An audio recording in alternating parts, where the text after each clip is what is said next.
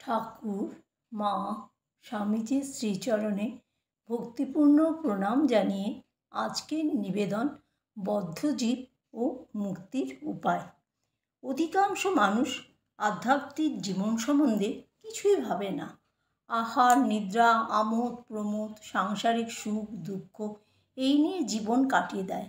তার চেয়ে বেশি ভাববার সময়ই নেই, ইচ্ছাও নেই।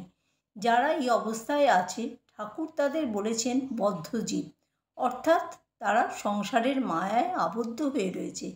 সংসার বলতে কেবল ছেলে মেয়ে আত্মীয় স্বজন নয়, দেহটা পর্যন্ত সংসারের ভিতরে পড়ে। দেহের উপর মায়াই সবচেয়ে বেশি। আমরা বলি কলিযুগের মানুষ ধর্মবিমুখ, তা নয়, সব যুগেই এই। হাজার হাজার মানুষের মধ্যে দৈবাৎ কেউ ভগবানকে জানতে চেষ্টা করেন, আবার তাদের মতো হাজার হাজারের মধ্যে দৈবাৎ কেউ তাকে জানতে, তার সাক্ষাৎকার লাভ করতে সমর্থ হন। বদ্ধজীবের কি কোনো উপায় নেই? ঠাকুর জোর দিয়ে বললেন, মুক্তির উপায় আছে বই কি। উপায়গুলি খুবই সাধারণ। বলছেন তার নাম গুণগান, সাধুসঙ্গ, মাঝে মাঝে নির্জন বাস, তার কাছে কাতর হয়ে প্রার্থনা করা, এইগুলি উপায়।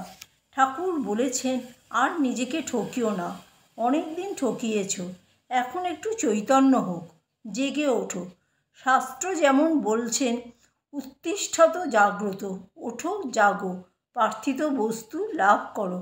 তিনি তার অমূল্য সম্পদের ভাণ্ডার নিয়ে আমাদের প্রতীক্ষায় বসে আছেন, আমরা চাইলেই ঢেলে দেবেন বলে। সুতরাং চাওয়াটুকু দরকার। জয় ঠাকুর, জয় মা, জয় স্বামীজি।